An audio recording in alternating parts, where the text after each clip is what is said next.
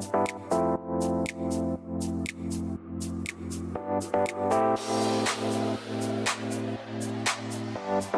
everyone, welcome back to Joe Man's Land. I hope you're having an amazing day. Today's video is going to be all about the best autofocus settings that you should be using on your Nikon Z6. As we all might know, the Z6 is not a autofocus beast. It's just not. But with these tips and tricks that I'm going to show you in today's video, you might be able to optimize the overall performance of your camera. Today we'll be testing out adapted f-mount glass with these autofocus settings. We'll be using the 17-35, the 50mm 1.4, as well as the 70-200. These are all great lenses and work really well on the Nikon Z6. And you know what? I know some of you might say, well, the autofocus is better on the Z-mount glass. It's marginally better. How dare you! At least from the experiences I've had using the 35-1.7 and the 28-2.8. But without further ado, let's roll some test shots here. We'll go to the Calgary Zoo with the 70-200 and we'll test out those autofocus settings there as well. Let's go. All right, here are the autofocus settings, middle of the road on everything. This is typically what you get out of camera. Right now you're seeing me at 17mm. How does the focus look?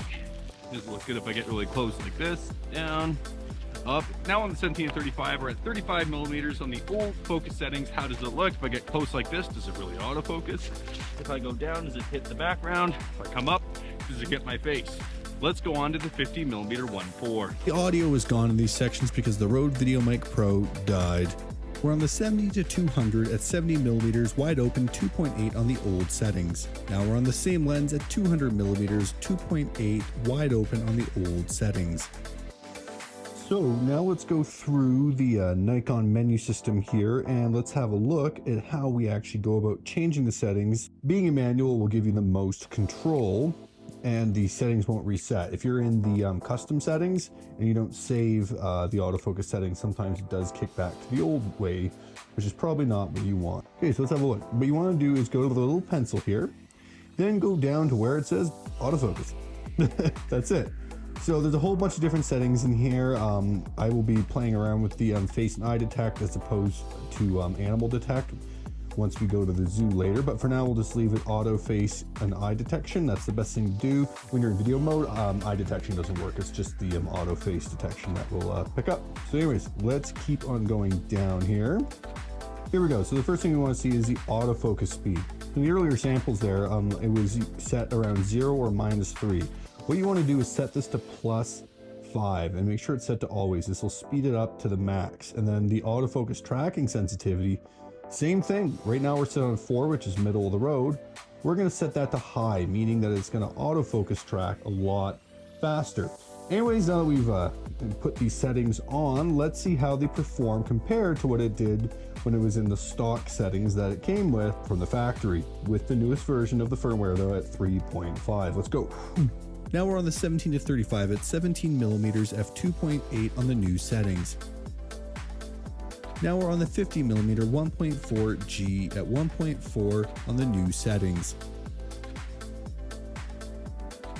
Now we're on the 70-200 at 70mm f2.8 on the new settings. We're on the same lens at 200mm f2.8 on the new settings. All right, well, we are done shooting on St. Patrick's Island. As you guys can see, it's a beautiful spot right in the middle of the river. And it's actually an island that the Calgary Zoo sits on. So we'll be coming back here tomorrow. We'll be bringing the 70-200 and we'll be just sticking with those sped up autofocus settings and seeing what kind of photos and videos we can get of some different animals. Now, I know some people in the comments below might say like, hey, like it doesn't look cinematic. You sped it up and it looks weird. Well, unless you're shooting a feature documentary, if you're vlogging and things like that, speeding up the autofocus motor shouldn't really make that much of a difference. If anything, it'll speed up the transitions between you showing some gear to the front of the camera and then getting back to the focal point of your face. Alright, so now we're at the Calgary Zoo and we are using the 70-200 2.8 version 1 lens on the FTZ2 adapter, fully handheld, using all the autofocus points. And here you can see I have slapped on the 2x teleconverter. Again, this is handheld. The autofocus is honestly doing pretty good. In an ideal world, you would of course be using a tripod and you would get much better results. I shot all of this wide open at 2.8, a 1/50 shutter at a 4K 24 frame rate.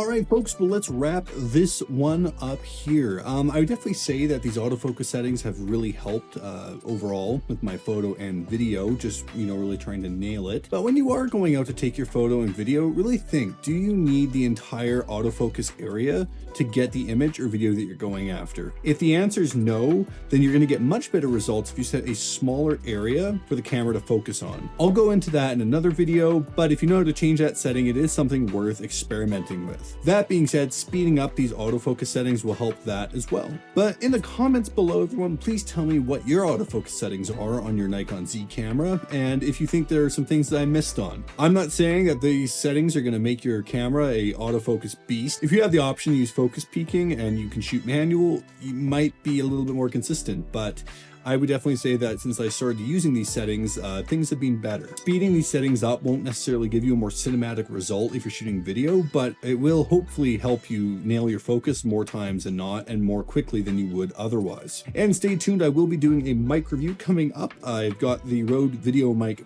Pro, which has been a staple in my bag for quite a long time, but it started to get worn out, so picked up this little guy, which is the Deity D3 Pro, which I'm really looking forward to getting into. What you're hearing me through right now is the AKG C214. I've had this mic for quite a few years. It's actually meant more for instruments than for voice, but I think it sounds pretty good. And also as well, you might notice that my lighting looks a little bit different today. I got a free studio light that I picked up off Kijiji that I love. I think it's super cool. And I added a honeycomb grid to it, and I think it's made a pretty big difference. So we'll also go into lighting in another video. How can you maximize your small home office to make it good as it can be for a YouTube studio? Anyways, folks, let's leave this video here. Hit that like button, subscribe to the channel, and remember to take beautiful photos every single day. Don't do it for the views, do it for yourself. We'll see you in the next video. Thanks for watching.